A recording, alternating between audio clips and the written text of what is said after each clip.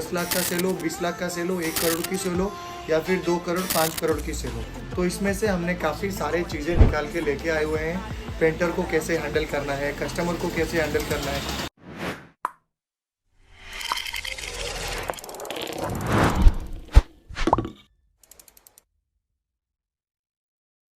हमारा इस 3 साल की पेंट बिजनेस में कई सारे उतार चढ़ाव हमारे साथ में हुआ है। तो इस उतार चढ़ाव से हम लोग कुछ पॉइंट्स निकाल के लेके आए हुए हैं, जिस पॉइंट्स आपको बहुत बेनिफिट होने वाला है, आपका सेल को बढ़ाने वाला है, आपका गलतियां को सुधारने वाला है और आपको सही दिशा दिखाने वाला है। सबको मेरे तरफ से नमस्कार, मेरा नाम है श्रीनिवास। चलिए आज इस वीडियो को शुरू करते हैं और आप लोगों के साथ शेयर करते हैं, जो कि कुछ गिने चुने पॉइंट्स आपको बेनिफिट होने वाला है। तो हमारा इस पेंट बिजनेस को करते हुए ऑलमोस्ट 3.5 से 4 साल हो चुका है। तो इसमें से हमने काफ़ी सारे चीज़ें निकाल के लेके आए हुए हैं। पेंटर को कैसे हैंडल करना है, कस्टमर को कैसे हैंडल करना है, टीम को कैसे हैंडल करना है, इन्वेंट्री कैसे हैंडल करना है, स्टॉक को कैसे हैंडल करना है और सेल को कैसे हैंडल करना है, वेंडर को कैसे हैंडल करना है, ऐसे कई सारे पॉइंट्स। तो चलिए पहला पॉइंट शुरू करते हैं, हमारा टीम।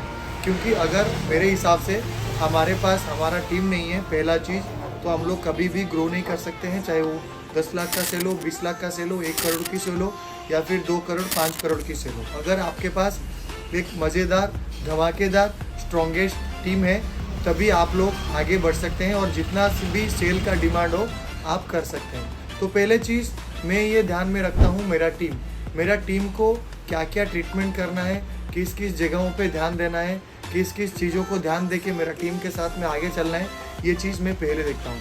तो मेरा टीम भी मेरा सिस्टम में चल रहा है, जो कि आपने हमारा वीडियो में काफ़ी सारे टाइम में देखे होंगे। और हमारा टीम को पहले चीज़ ये है, जितने जन हमारा टीम पे काम करते हैं उनका क्या काम है, उनको पहले से प्री प्लान्ड होता है। क्योंकि हमारा टीम अगर सुबह टाइम पे पहुंचता है, उसको और कंफ्यूज नहीं होना है कि आज का मेरा क्या काम है। तो मैं मेरा टीम के साथ में ट्रेनिंग करके पहले क्लियर कर देता हूँ कि आपका ये काम और आपका ये काम और आपका ये काम है। तो हमारा जो मैनेजर है, शॉप बॉय है, जो होलसेल देखता है या फिर दूसरा आउटलेट का मैनेजर है, हर किसी को हर किसी का काम के बारे में पता है कि ये मेरा डिमांड, फिर मेरा कमांड को ये वेट ना करे सुबह आके। कई सारे जगहों पे ऐसा होता है, ओनर आने के बाद खुद कमांड करते हैं कि आप ये करो, आप वो करो, फिर आप वैसा करो वैसा करो। हमारा यहाँ पे वैसा नहीं होता है। हम लोग 1 दिन पहले हो, 4 दिन पहले हो, 10 दिन पहले हो, टीम के साथ में एक काउंसलिंग करके उनका काम उनको बता के रखते हैं, ताकि वो सुबह आके उनका काम कर पाए। और मैं रहता हूँ कि मेरा काम जो रहता है, मैं भी खुद आके उसमें लग जाता हूँ, क्योंकि हमारा काम हमको काफ़ी अच्छा तरीके से पता हो। तो उसके लिए हम लोग सुबह पहुँचने के बाद मैं मेरा काम को प्रोसेस करता हूँ और मेरा टीम आगे के लिए उनका काम भी प्रोसेस करते हैं। उसके साथ साथ में हम लोग टीम का और मेरा टाइमिंग को भी बहुत ध्यान देते हैं कि हम लोग आज कितना टाइम काम कर रहे हैं और उस टाइम पे क्या क्या काम निकल रहे हैं और कुछ टाइम पे हम लोग ब्रेक लेना है। उसके बाद में हम लोग कई सारे गेट टुगेदर करते हैं, छोटा बड़ा प्लान करते हैं, या फिर कुछ ट्रिप के बारे में हो गया, अब रेस्टोरेंट जाके खाने में हो गया, और मेरे साथ में कुछ बैठ के कुछ नई टॉपिक के बारे में बात करना हो गया। क्योंकि अगर हम लोग एक चीज़ को बार बार करेंगे, डेली बेसिस में करेंगे, तो हम लोग बोर होता रहेंगे। तो उसके लिए हम लोग कुछ अलग चीज़ें भी इसमें ऐड करना है, जिससे कि हम लोग को एनर्जाइज करें और टीम को भी कुछ नई नॉलेज मिले। तो ये सारी चीज़ें हेल्प करता है टीम को मैनेज करने में। उसके बाद में चलते हैं हम लोग पेंटर के बारे में, जो कि हमारा एक मेजर रोल करता है हमारा दुकान को या फिर हमारा स्टोर को मार्केटिंग करने में। और पेंटर का काम यही रहता है कि आपका दुकान के बारे में जाके किसी कस्टमर को बताना या फिर आपका सेल बढ़ाना। तो पेंटर को चलिए बात करते हैं कैसे मैनेज करना है और किसी तरह का बात करना है। तो पेंटर को अगर हम लोग मैनेज करेंगे तो पहला पॉइंट आता है कमीशन। तो अगर हम लोग आज एक कमीशन लेंगे तो हम लोग काम नहीं कर पाएंगे, या फिर हम लोग ज़्यादा कमीशन देंगे तो हमारा उस सेल का कोई फ़ायदा भी नहीं रहेगा।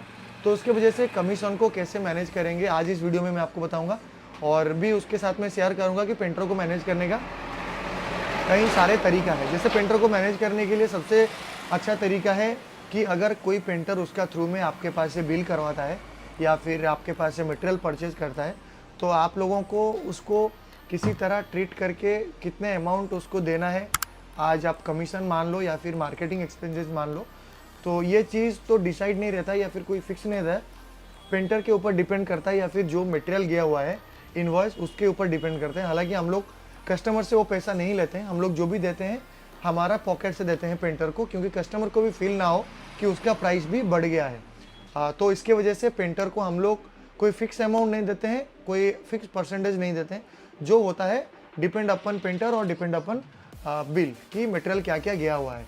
उसके साथ में पेंटर को हम लोग फेस्टिव गिफ्ट रखते हैं, जैसे दिवाली हो गया, दशहरा हो गया, न्यू ईयर हो गया। और इसके साथ साथ में हम लोग पेंटर को एक्टिविटी भी करवाते रहते हैं, जितना कंपनी का मीटिंग्स हो, चाहे फिर कोई कंपनी से गिफ्ट हो देते रहते हैं, या फिर कोई बिठाना, चाय पिलाना, कोल्ड ड्रिंक्स पिलाना, तो ये सारे चीज़ें हमारा स्टोर में चलता रहता है।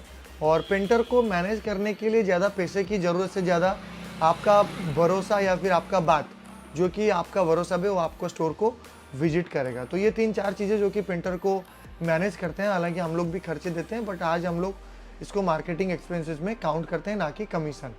तो चलिए हम लोग इसके बाद में बात करेंगे कस्टमर को कैसे हैंडल करना है। कस्टमर को हैंडल करने के लिए मेरा 4 सिंपल फंडा है, जिसको मैं डे 1 से फॉलो कर रहा हूँ।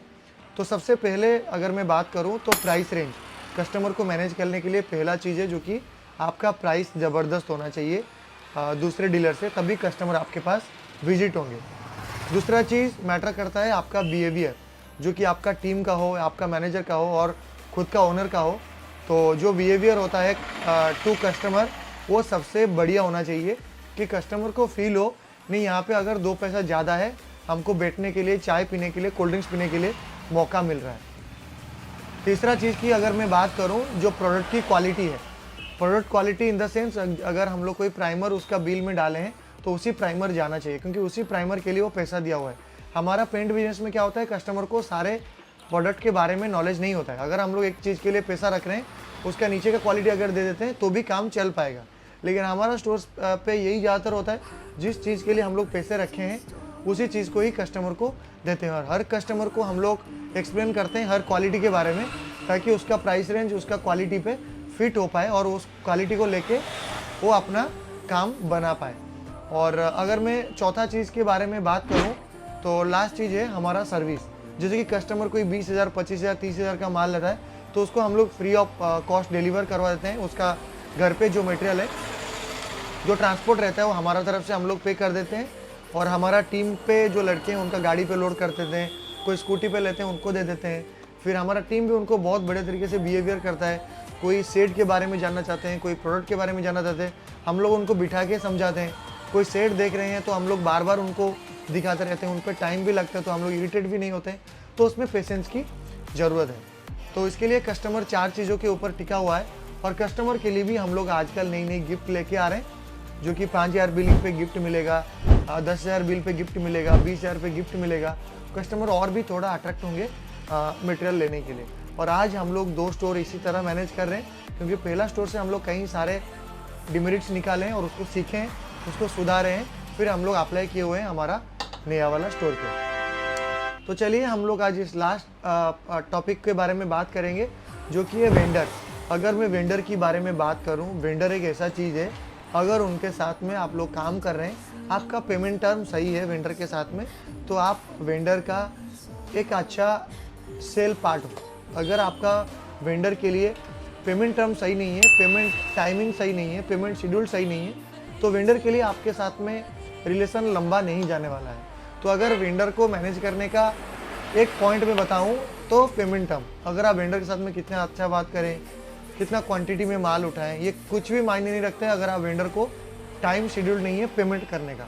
तो मैं ये चीज़ पहले ध्यान रखता हूँ, वेंडर को कितना जल्दी या फिर मैं क्विक पेमेंट करके मटेरियल आप। हाँ, ऐसे नहीं बोलता हूँ कि मैं कभी भी डिफ़ॉल्ट नहीं हुआ हूँ वेंडर के साथ में। तो हम लोग 3.5 साल बिजनेस करने के साथ साथ में कई सारे प्रॉब्लम भी फेस किए हुए हैं। मेरा भी ये बिजनेस पहली बार है जिसको मैंने खुद करके सीखा है, खुद प्रॉब्लम में पढ़ के उठाए और खुद सॉल्यूशन निकाला है। तो ये सारे चीज़ें मैं आपके साथ में शेयर किया है, जो कि 4-5 टॉपिक है, आपको काफ़ी बेनिफिट होने वाला है। तो आई होप ये चीज़ें आपको काम पे आएगा और इस वीडियो आप ज़रूर आपका अंदर लेंगे और अप्लाई भी करेंगे। तो चलिए इस वीडियो को यहीं पे एंड करेंगे, मिलेंगे ऐसे ही एक नई वीडियो के साथ में। तब तक नमस्कार, टेक केयर।